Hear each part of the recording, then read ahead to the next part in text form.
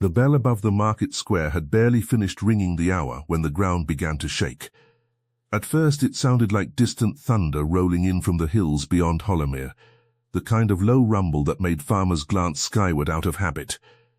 But there were no clouds that morning, only the golden haze of a harvest fair in full swing, ribbons strung between the stalls, the smell of cider and roasting chestnuts thick in the air, children darting between the legs of grown men with fists full of toffee.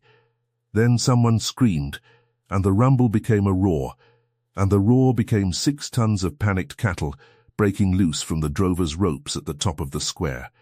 Elinor Fairweather was kneeling at her stall of ribbons and mended lace when the first ox came thundering past the baker's cart, its eyes white with terror, its great head swinging low.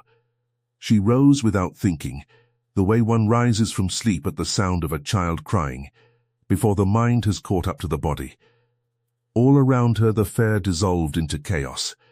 Stallholders snatching up their goods, a woman fainting dead away against a post, men shouting for their wives, their sons, their horses.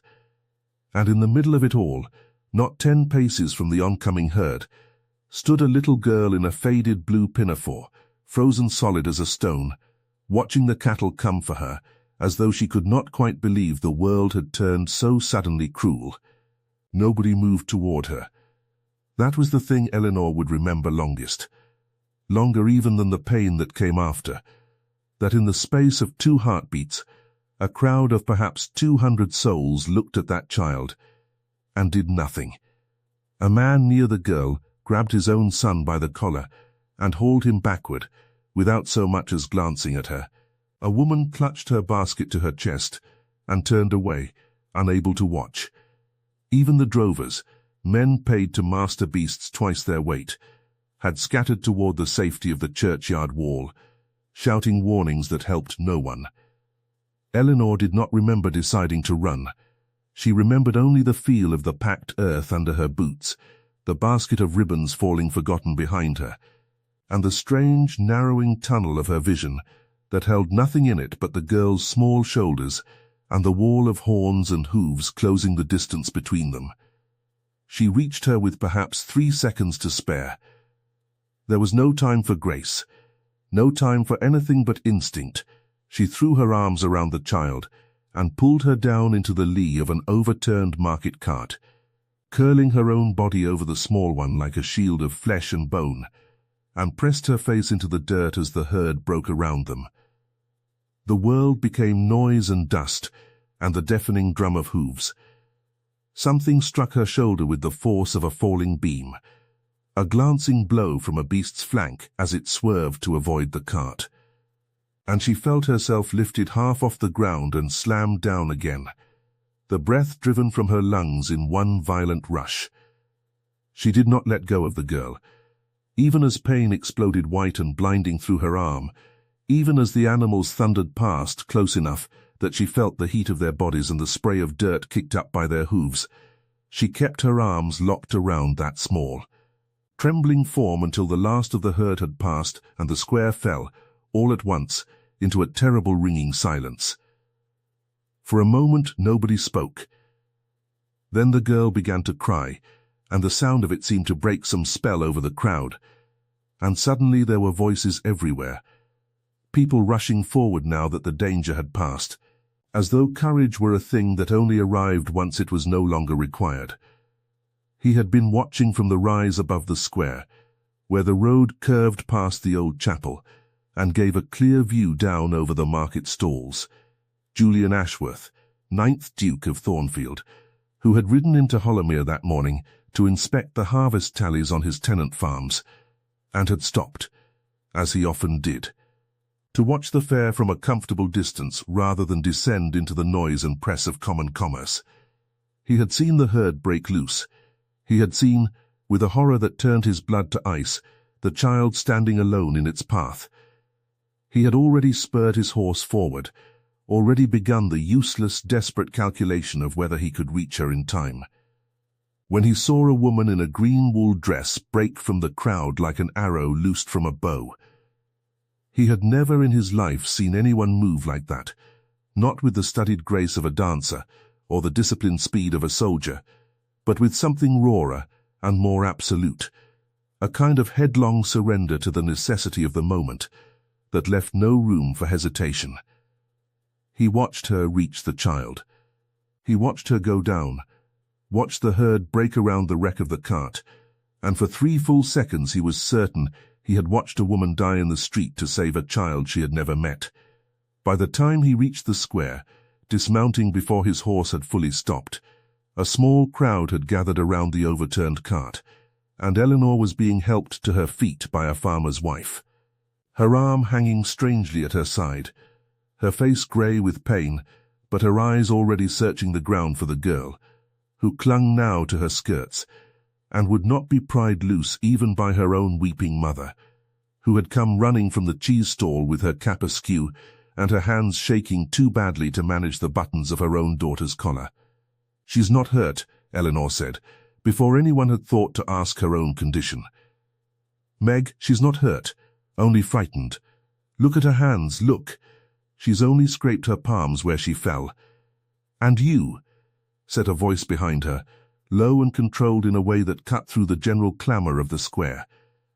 "What of you, madam?"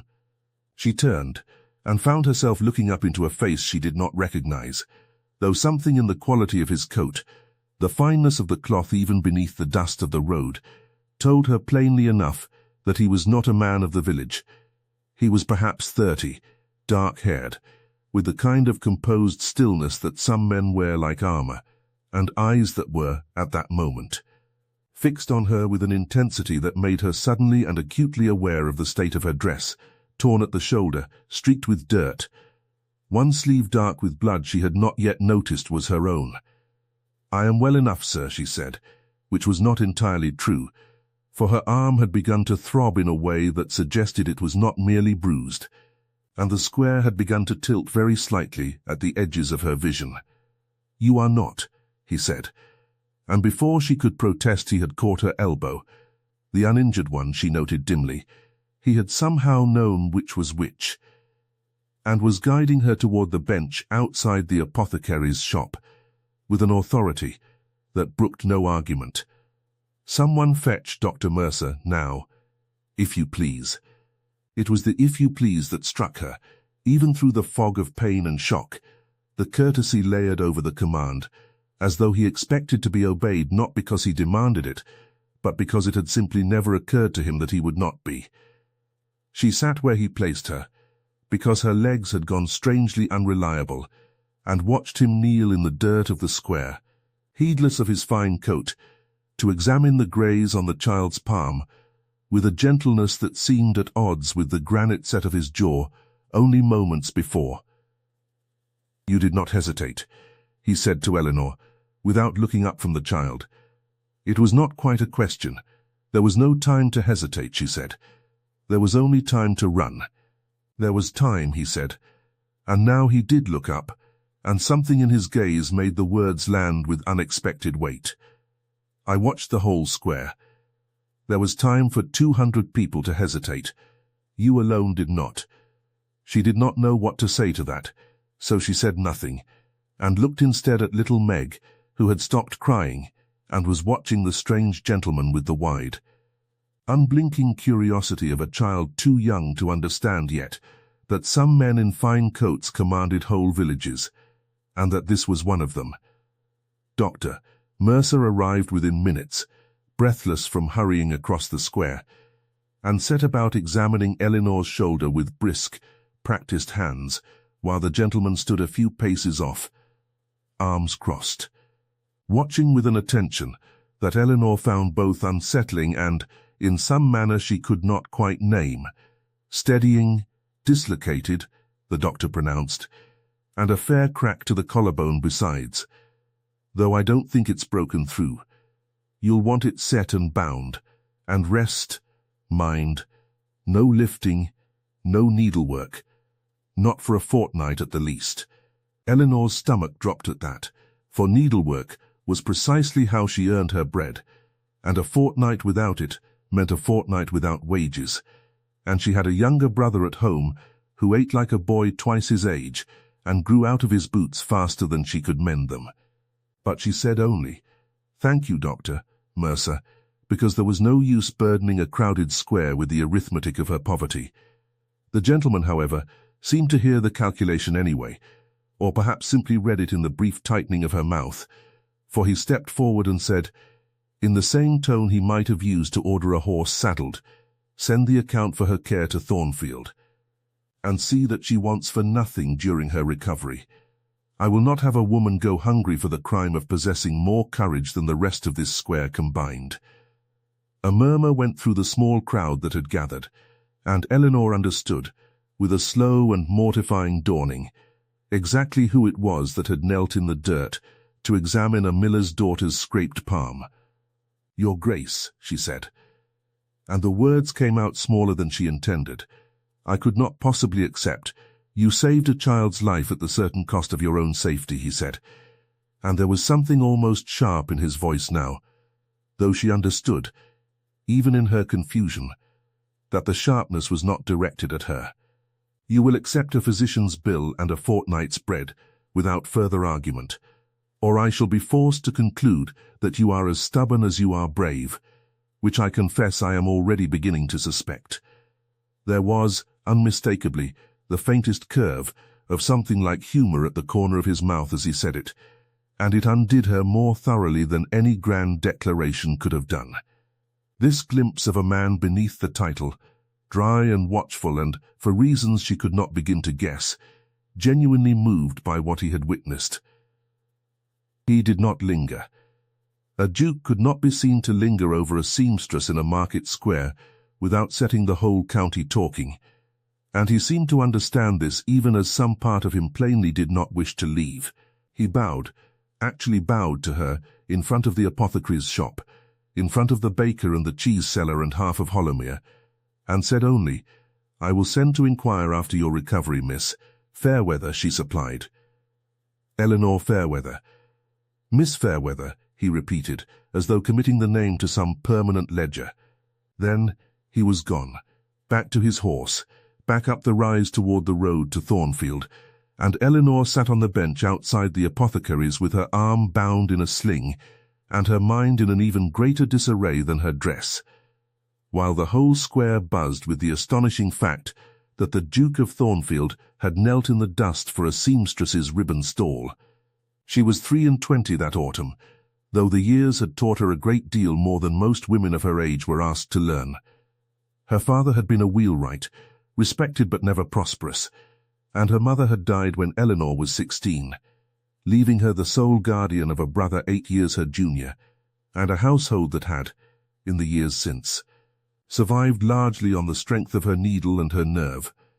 She had grown accustomed, in that time, to being overlooked, not unkindly, but simply as a matter of course, the way a chair or a doorstep is overlooked, useful and present, and never quite the subject of anyone's particular attention.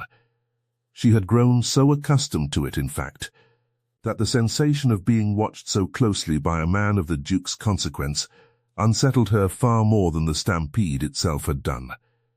The village, for its part, could speak of nothing else for the better part of a week. It was recounted at the well, embellished at the tavern, sworn to and disputed in equal measure at the chapel steps after Sunday service, until the story of Elinor Fairweather and the runaway cattle had taken on the polished, half-mythic quality of an event that everyone had witnessed, and no two people remembered quite the same way. What no one disputed, however, was the plain fact at the center of it, that when danger came for a child in the middle of a crowded square, only one person among 200 had moved to meet it, and that person had been a seamstress, not a soldier, not a constable, not even the child's own kin, who had stood, in that terrible instant, as frozen as everyone else. There was talk, too, of the men who had not moved, not cruel talk precisely, for Hollowmere was a small enough place that everyone understood how fear worked upon the body, how it could root a man to the ground as surely as any rope. But there was talk nonetheless, quiet and uncomfortable, of the father who had pulled his own son back without a glance toward Meg, and of the drovers who had run for the churchyard wall rather than toward the herd they were paid to master. It was not spoken aloud in company, but it sat in the square, all the same, an unspoken reckoning that would not entirely fade, even after the gossip about the Duke's visits had eclipsed it. That night, lying awake in the small cottage she shared with her brother Thomas at the edge of the village, Elinor turned the day over and over in her mind, like a coin she could not stop examining. She thought of Meg's small hand clutching at her sleeve. She thought of the drumming terror of hooves passing so near she had felt their heat.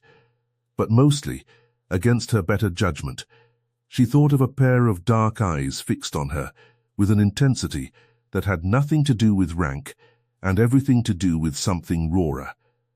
Something that had looked, for just a moment, like a man seeing another person clearly for the first time in a very long while. She told herself it meant nothing. Dukes did not fall in love with seamstresses over a single act of courage witnessed from a hillside. She told herself this quite firmly, several times, and was still telling herself when sleep finally claimed her. He sent word the following morning, as he had promised. A basket arrived at the cottage door, carried by a footman in Thornfield livery, containing bread, a joint of good beef, a jar of honey, and a folded note in a firm, unadorned hand that read simply, "I trust the night passed without undue pain. Should you require anything further, you have only to send word to the house. T." She did not know quite what to make of the note's brevity, nor of the fact that a duke had troubled himself to sign a letter to a village seamstress at all, however abbreviated the signature. She wrote back a short, careful reply, thanking him for his kindness and assuring him she was mending well, and told herself that would be the end of it. It was not the end of it. 3 days later, as she sat by the window attempting one-handed to mender him despite the doctor's instructions, because idleness did not put bread on the table no matter how nobly it had been earned, a second visitor arrived at the cottage, not a footman this time, but the Duke himself, on horseback, alone, without the ceremony of an announced call. Thomas, who was 14 and had never in his life seen a duke up close, nearly dropped the kettle he was carrying. "Your Grace," Elinor said, rising too quickly and wincing as the movement pulled at her injured shoulder. I did not expect. I was riding past," he said, which was so plainly untrue, given that Thornfield's boundary lay a full 3 miles in the opposite direction, that she found herself unable to keep the corner of her mouth from twitching upward despite herself. "Were you, Your Grace?" "I was," he said, with the perfect gravity of a man telling a lie he knew perfectly well had been seen through, and did not particularly mind. "How is the shoulder?" "Mending, thank you. Though Dr. Mercer would scold me for the state of my hands just now. So perhaps we might speak of something else before he learns of it from you." That earned her the second ghost of a smile she had seen from him. Quicker this time, gone almost before it arrived, but real. He did not stay long, a quarter of an hour, no more, spent mostly in stiff, careful conversation about the harvest and the fair and the general health of the village. The kind of conversation two strangers might have anywhere, except that underneath it ran a current neither of them named, a mutual and growing awareness that they were each, in their own way, watching the other with more attention than the occasion strictly required. He came again the following week, and the week after that, always with some plausible reason. A message from Dr. Mercer, an inquiry after little Meg's continued recovery, a query about the ribbon trade that Elinor suspected he invented on the spot and knew, from the way his eyes flicked briefly to the floor as he asked it, that he suspected she suspected. Each visit was shorter than propriety strictly demanded, and longer than propriety strictly allowed, and each time he left, Thomas would fold his arms and give his sister a long, knowing look that she pointedly ignored.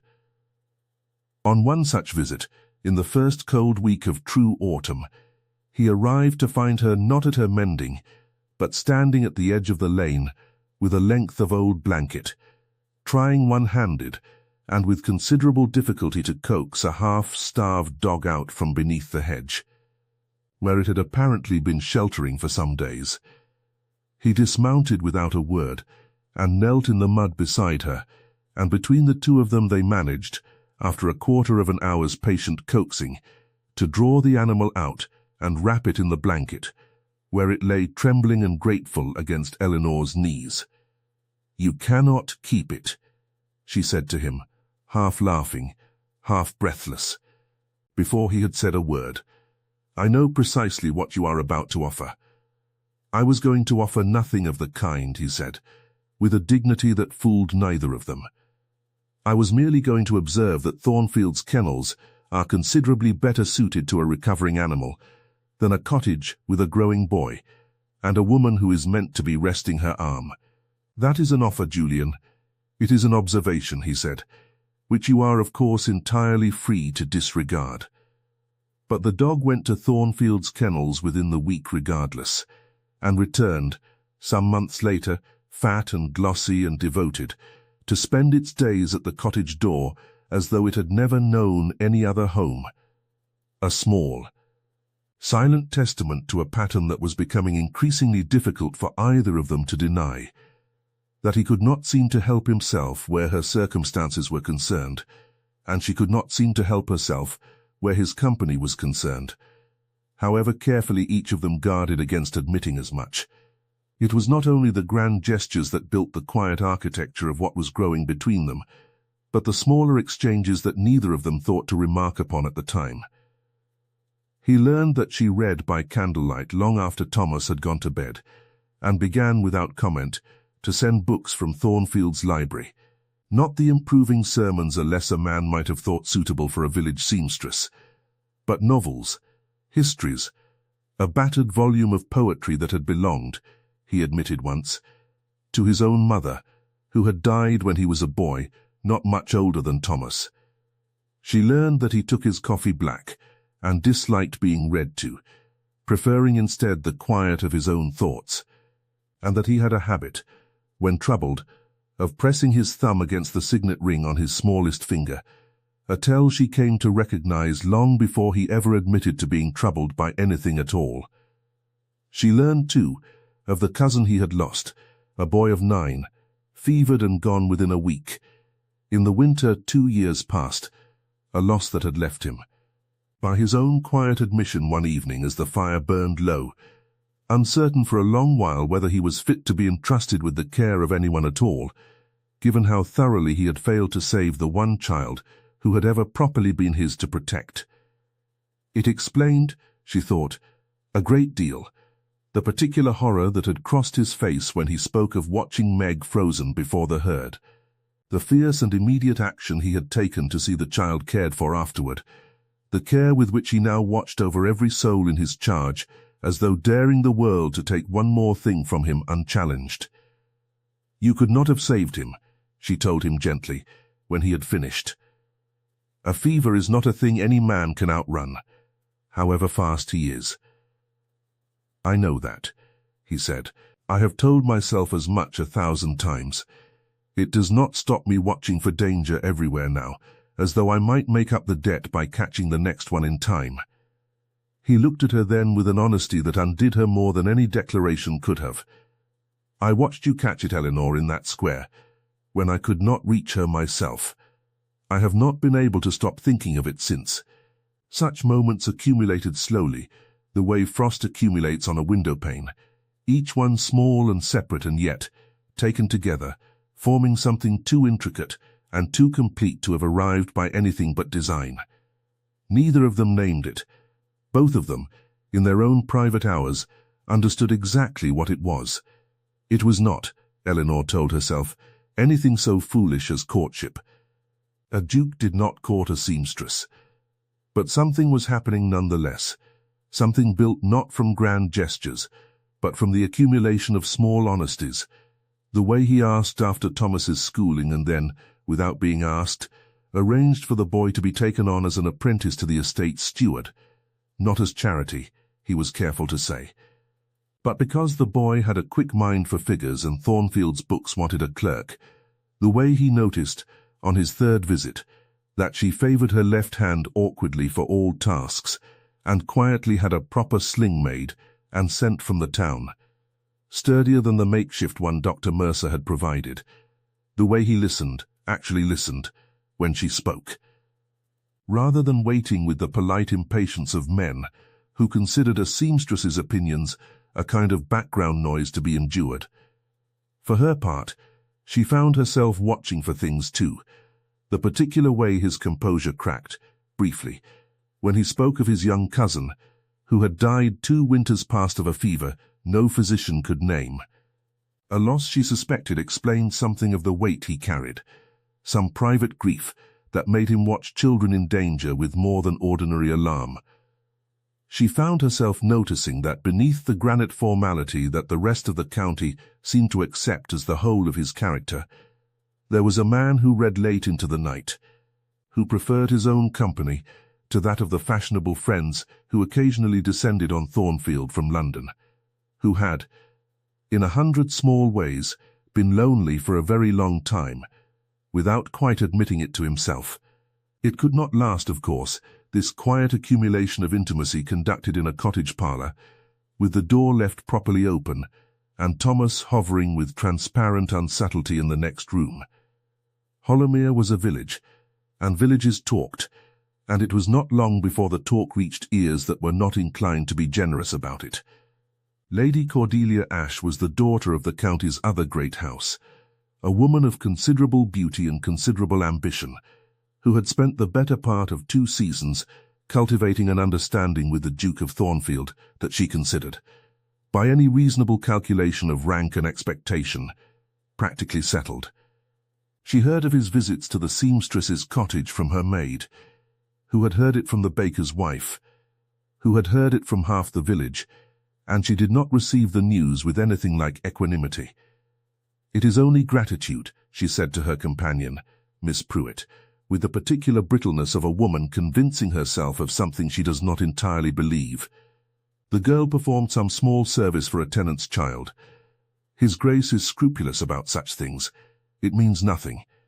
But she made inquiries nonetheless, and within a fortnight had assembled enough fragments of gossip, the frequency of the visits, the apprenticeship arranged for the brother, a rumour, entirely invented, but repeated as fact, that the Duke had been seen walking with Elinor along the lane past the chapel, to construct a narrative considerably more damaging than the truth, and she took care to see that this narrative travelled to precisely the ears most likely to make it painful. It began, as such things always begin, with small cruelties disguised as concern. A matron at the draper's shop, where Elinor still brought her mending work despite her healing arm, remarked within her hearing that it was a wonder some girls managed to fall in the path of danger so conveniently, and wasn't it fortunate for her that a duke happened to be watching. Another woman at the well suggested rather loudly to a companion that a girl with ambitions above her station ought to be careful what stories she allowed to circulate about herself, lest her reputation suffer for it regardless of the truth. Elinor bore this with the same quiet composure with which she had borne every other hardship in her life, but it wore at her nonetheless. A slow erosion of the ground beneath her feet. The cruelty sharpened when Lady Cordelia herself contrived to encounter Elinor in the village, on a pretext of admiring the draper's new bolt of cloth, and remarked, with a smile that did not reach her eyes, that it must be exhausting, being so very brave and so very poor at once, and that she wondered whether his Grace understood quite how much his kindness cost a girl in her position, not in coin, but in the whispers that followed a woman who let herself be seen too often at a duke's leisure. "I have done nothing to be ashamed of," Elinor said, quietly but without flinching. "Of course you haven't," Lady Cordelia said, in a tone that suggested the opposite entirely. "But shame, my dear, is rarely about what one has done. It is about what others decide to believe. And villages, I find, decide such things with remarkable speed.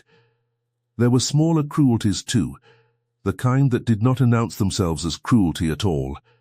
A commission she had long counted upon, mending a set of altar cloths for the neighboring parish, was quietly given instead to a seamstress 2 villages distant, with no explanation offered beyond a vague murmur about wanting a change.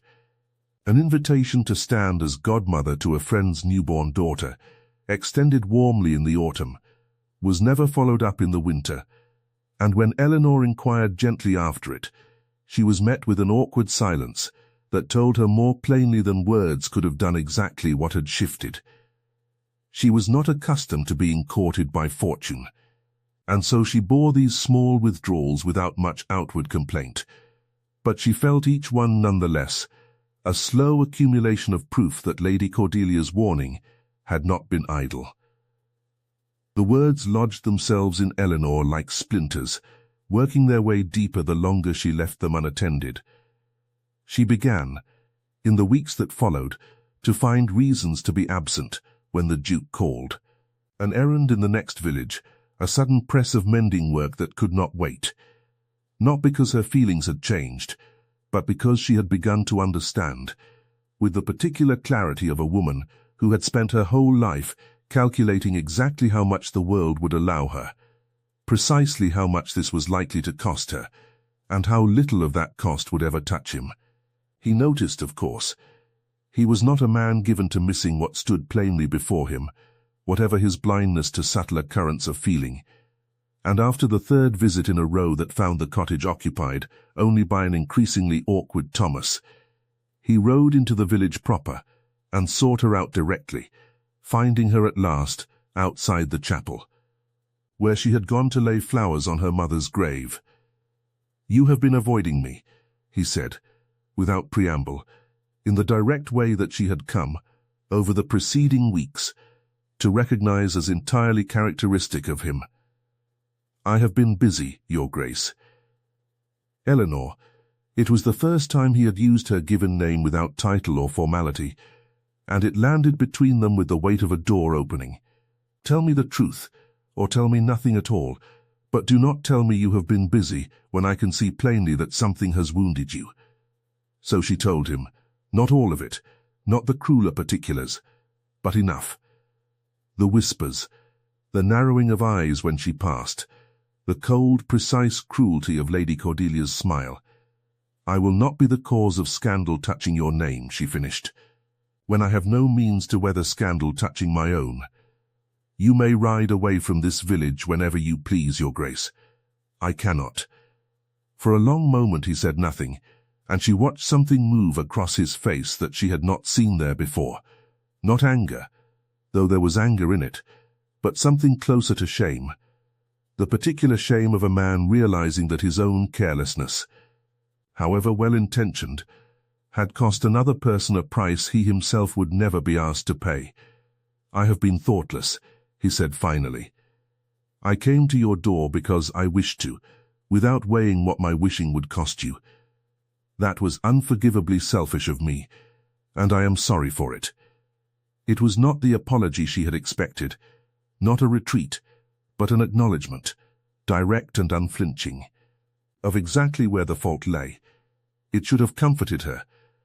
Instead, it only deepened the ache of a situation with no comfortable resolution, for she could see, even as he said the words, that he had not the smallest intention of staying away, only of finding some better way forward, and she did not know whether to be grateful or afraid of what that better way might demand of her. The second crisis, when it came, arrived not from the direction either of them had been watching. It was late in autumn, the fair long past, the fields stripped bare, and the nights beginning to bite with the first true cold of the season, when fire broke out in the row of cottages nearest the mill, a spark from an untended hearth, carried by a dry wind that had not rained in a fortnight, catching first in a haystack and then leaping, with terrifying speed, to the thatched roofs beyond. Elinor woke to the smell of smoke and the sound of the church bell tolling its alarm, and was out of the cottage and into the lane before she had fully understood what was happening. The Fairweather cottage stood 2 doors down from the mill row, close enough that the heat of the fire was already a physical pressure against her skin by the time she reached the lane, close enough that she could see, through the swirling smoke and the chaos of villagers running with buckets from the well, that the heartless cottage, Meg's family, the very child she had shielded from the stampede, stood directly in the fire's path, its roof already beginning to smoulder. Meg's inside. Someone was shouting, "Mrs. Hartley's got the baby out, but Meg's still inside." She went back for the cat. Elinor did not remember making the decision to run toward the burning cottage any more than she had remembered deciding to run toward the stampede months before. She remembered only the low door, wreathed in smoke, and the desperate, animal certainty that she could not stand in the lane and watch a second time, while a child she loved was in danger, and grown men hesitated, weighing the risk against the sense of what was owed. She went in low, the way her father had once taught her, keeping beneath the worst of the smoke, and found Meg crouched beneath the kitchen table, coughing, clutching a terrified cat to her chest. Too frightened to move. Elinor scooped her up, child and cat together, no time to separate them, and turned back toward the door just as a beam from the collapsing loft gave way above her, and she felt, for the second time in her life, the world reduced entirely to the narrow tunnel of getting a child to safety whatever the cost to herself. The smoke inside was thicker than she had judged from the lane, a choking black weight that pressed down from the collapsing thatch above, and for one long, terrible moment as she gathered Meg and the cat into her arms she could not find the door again, could not tell which direction led back to the cold, clean air, and which led deeper into the ruin. She forced herself to breathe shallow, to keep low, as her father had taught her years before, when a chimney fire had once threatened their own roof, and found the doorframe at last by the faint grey light bleeding through the smoke where the night sky still showed beyond it. She did not make it out unmarked. A falling ember caught the hem of her skirt, and though she beat it out within seconds, the burn along her forearm where she had shielded Meg's face from the worst of the smoke and heat was deep enough to require the doctor's most careful attention, and she stumbled from the doorway into the lane with her lungs raw and her vision swimming, still holding fast to the child, into the arms of a man who had arrived at the fire only minutes before, summoned by a rider sent the moment the church bell began to toll, and who had spent those minutes in an agony of helplessness he had never before experienced, watching a burning cottage and knowing that the woman he loved, for he understood now, watching her disappear into that smoke, exactly what word applied to what he felt, had gone in after a child while he stood powerless outside. He had shouted her name into the smoke, more than once, and had been held back bodily by two of his own grooms when he tried to follow her through the door, cursing them in a voice none of his household had ever heard him use. And it was only the sight of her emerging, blackened and coughing but alive, Meg's arms locked fast around her neck, that broke the terrible rigidity that had held him rooted in the lane. He crossed the distance between them at a run, careless of who watched, and gathered them both against him, child and woman and yowling, singed cat all together, as though by holding them tightly enough he might undo the minutes he had spent believing he would lose her. "You went in," he said, when the doctor had finished dressing the burn and Meg had been returned, weeping with relief, to her mother's arms, and the two of them sat together on an overturned trough at the edge of the lane, coated in soot and ash, while the last of the fire was beaten back by exhausted, blackened villagers. His voice was not steady. "You went into a burning building for a child that was not even in your keeping, and I stood in the lane and I could not." He stopped, and pressed the heel of his hand briefly against his eyes, and when he spoke again his voice had gone rough in a way she had never heard from him. "I have spent months watching you act while other people hesitate, Elinor, and I have told myself it was admiration. It is not admiration. It has not been admiration for a long time. Your Grace, Julian," he said, "if you will grant me that much, after tonight." She looked at him, at the soot on his fine coat, the genuine terror still visible beneath the composure he was struggling to reassemble, the man who had knelt in the dirt of a market square 8 months before, and had not, in all the time since, once treated her as anything less than an equal in every quality that mattered.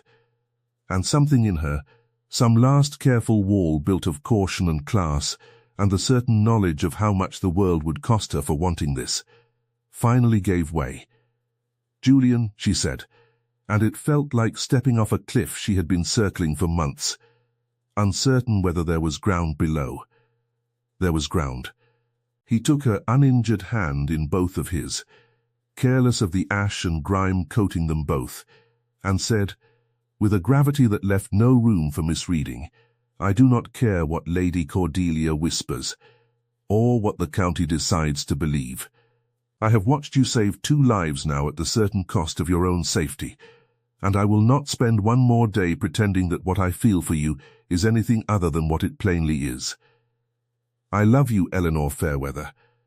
I have loved you, I think, since the moment I watched you run toward that child when 200 people stood still.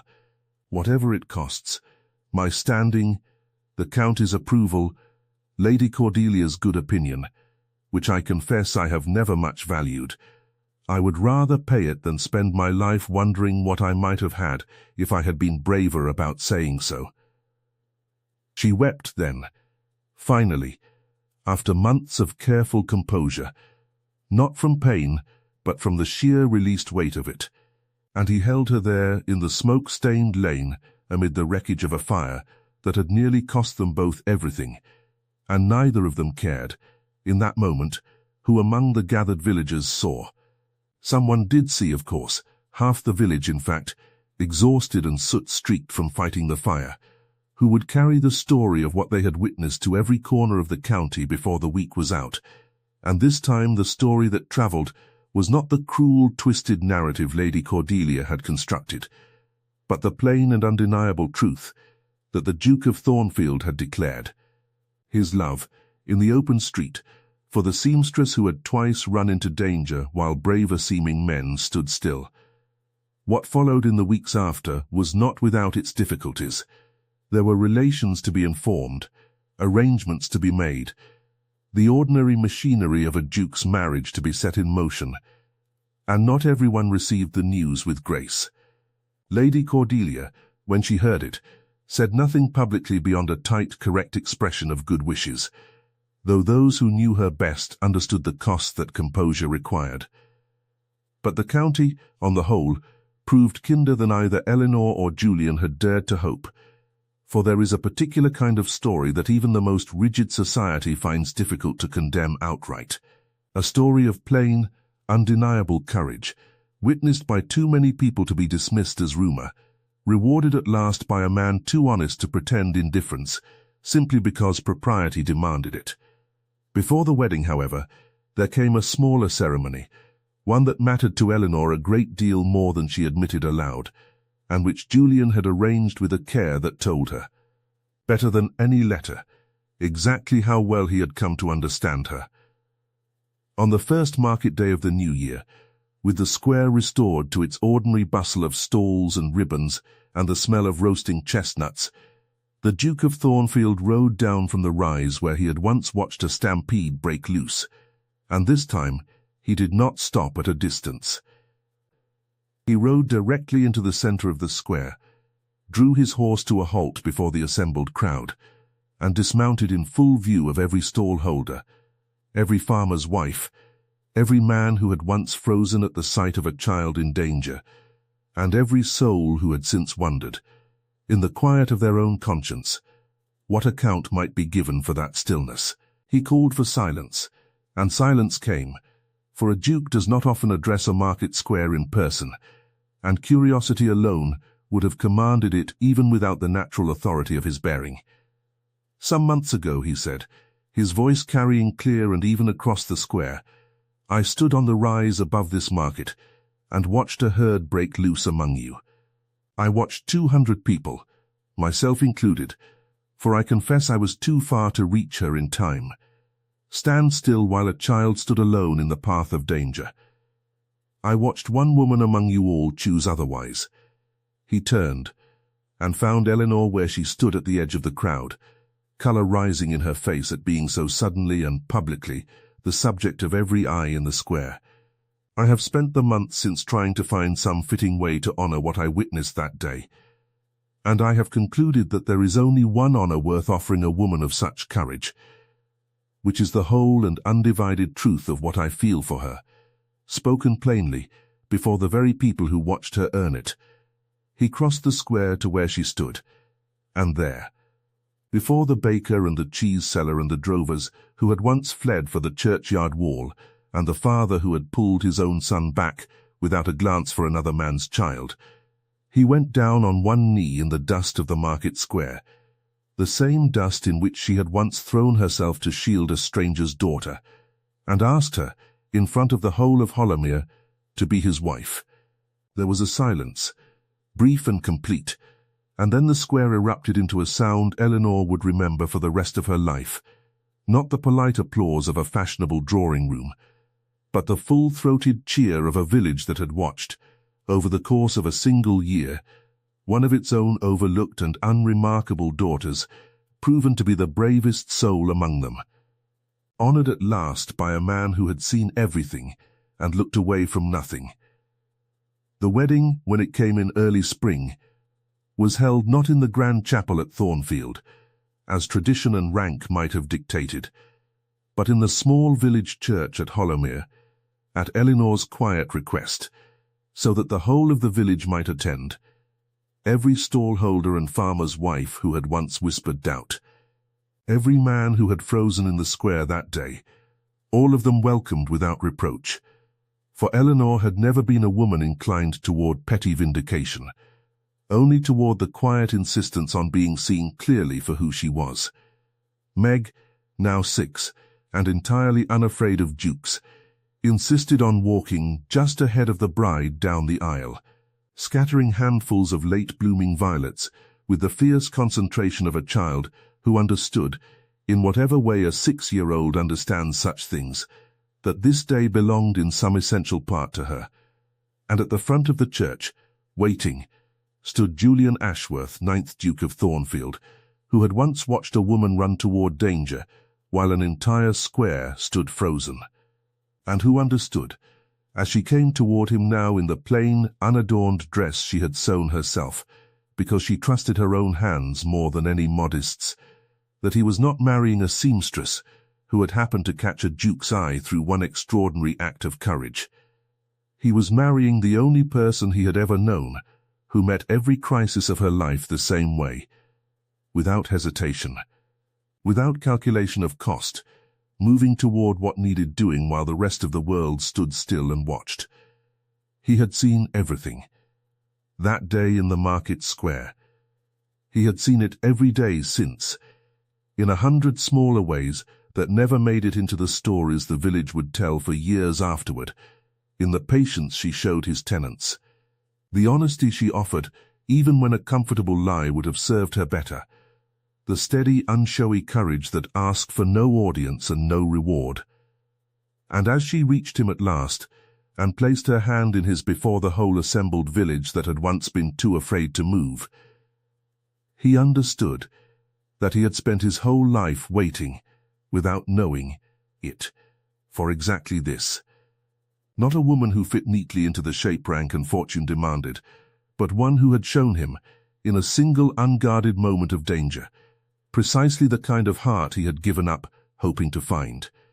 Outside the church the bells began to ring, carrying out over the fields and the mill and the market square where it had all begun, and somewhere in the crowd, little Meg laughed and clapped her scraped, healed hands together, too young yet to understand the full weight of what she was witnessing, only that the lady who had held her safe in the dust of that terrible morning was smiling now in a way that made the whole church seem brighter for it.